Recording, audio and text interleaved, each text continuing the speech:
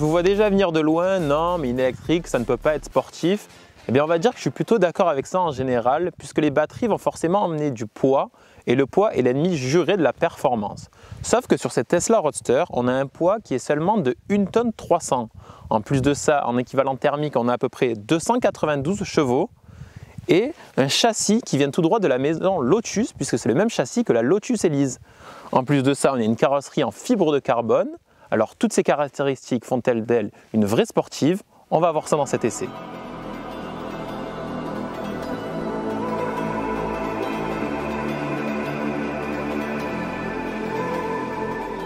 Alors contrairement au nouveau modèle de la marque Tesla, au design très minimaliste et lissé, la Roadster affiche pas mal d'agressivité, notamment avec ses ouïes au niveau du pare-choc avant et avec un capot très ajouré avec des grosses prises d'air.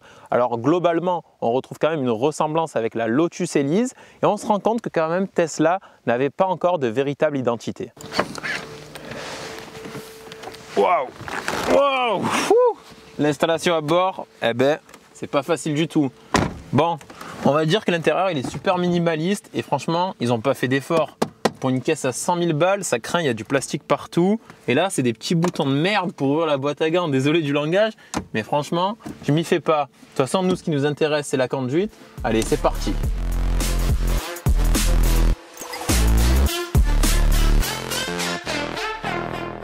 Et bien tout de suite, ce qui est le plus marquant, ou plutôt absent justement, eh ben, c'est le bruit. Et oui, c'est quand même, à chaque fois que je monte dans une voiture électrique, ben, c'est quand même surprenant d'être dans une voiture sportive qui plus est, mais qui ne fait pas de bruit. Alors c'est sûr, on aimerait avoir un V8 thermique derrière nous, mais bon, on essaie une voiture électrique, alors autant l'assumer jusqu'au bout. Et puis dans cette voiture, en plus de ça, c'est qu'on a un petit bruit sympa. Alors c'est pas un bruit de moteur, c'est un bruit de turbine, dirons-nous,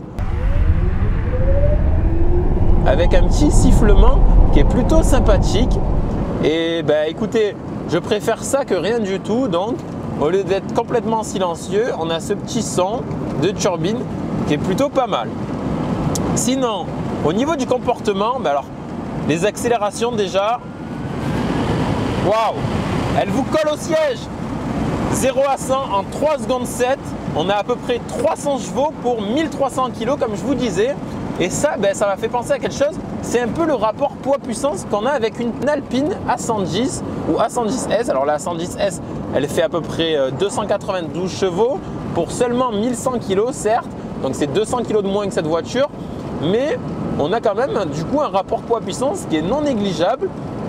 Alors quand même la conduite, elle se rapproche plus d'une Lotus Elise et pas d'une Alpine. On rappelle que ce châssis, eh ben, il vient de la Lotus Elise.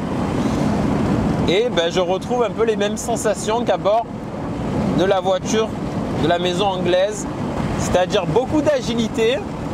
En revanche, au niveau de la direction, on n'a pas de direction assistée et on a un train avant qui est un petit peu flou. On ne sait pas exactement où on met les roues et ça, c'est dommage. Et au niveau du freinage aussi, eh ben, il faut y aller, hein. Il faut appuyer fort sur la pédale si on veut s'arrêter. Et ça manque d'assistance en fait, c'est vraiment une voiture brute et bon, j'aime beaucoup ça, hein, les voitures qui ont des âmes comme ça, mais ça serait peut-être même une voiture dangereuse celle-là. Alors il faut faire attention, même si on peut s'amuser dans le sinueux. Hop, et on voit gaz, oh là là, c'est instantané. Alors voilà, l'avantage de l'électrique, c'est ça, hein, c'est le couple instantané dès le premier tour minute. Et on est vraiment posé sur la route. Les baquets là, c'est des bouts de tissu, il n'y a pas de siège ici, hein, pas de rembourrage. Ce qui est le plus marquant aussi, c'est le frein moteur. Alors comme sur la plupart des voitures électriques, il y a un système de régénération d'énergie au niveau du lâcher de gaz et un frein moteur automatique. Et pour une utilisation quotidienne, on n'a presque pas besoin d'appuyer sur la pédale de frein, puisque dès qu'on lâche les gaz, eh ben, elle vient tout de suite freiner automatiquement. Alors ça permet de récupérer de l'énergie et aussi, ben, pourquoi pas, d'économiser son système de freinage avec des plaquettes de frein qui vont durer plus longtemps et des disques aussi. Ici, on n'a pas d'électronique ou alors très peu. Vraiment, c'était pas le point fort. Ça se voit que c'était une voiture un peu de laboratoire, hein.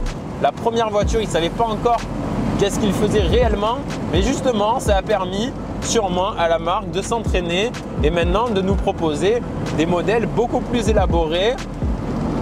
Alors, on sait que dans les petits papiers de Tesla, il y a aussi la Tesla Roadster 2. Ça sera une voiture qui sera ultra performante. On parle d'elle comme la voiture la plus rapide du monde avec un 0 à 100 en 1 seconde 9 et 1000 km d'autonomie. En plus de ça, il y aurait 10 000 Nm de coupe. Bref, c'est des chiffres stratosphériques qu'on n'a jamais entendus dans le monde de l'automobile. Alors, on se languit de voir ça. Ça sera une voiture qui sera dans les 250 000 €. Et bon, c'est le prix d'une hypercar. Celle-là, en tout cas, elle était vendue 100 000 € au départ. Et aujourd'hui, d'occasion, elle se vend 60 000 €. C'est la seule d'ailleurs qu'il y a sur Le Bon Coin. Et on remercie son propriétaire de nous l'avoir prêtée. Elle a 71 000 km. En tout cas, on vous remercie d'avoir regardé cette vidéo. Soutenez-nous en vous abonnant à la chaîne YouTube, en vous abonnant sur Instagram. C'est comme ça qu'on peut vous proposer de nouveaux contenus, de vous proposer toujours de nouvelles choses. En tout cas, on vous remercie d'avoir regardé cette vidéo et on vous dit à bientôt.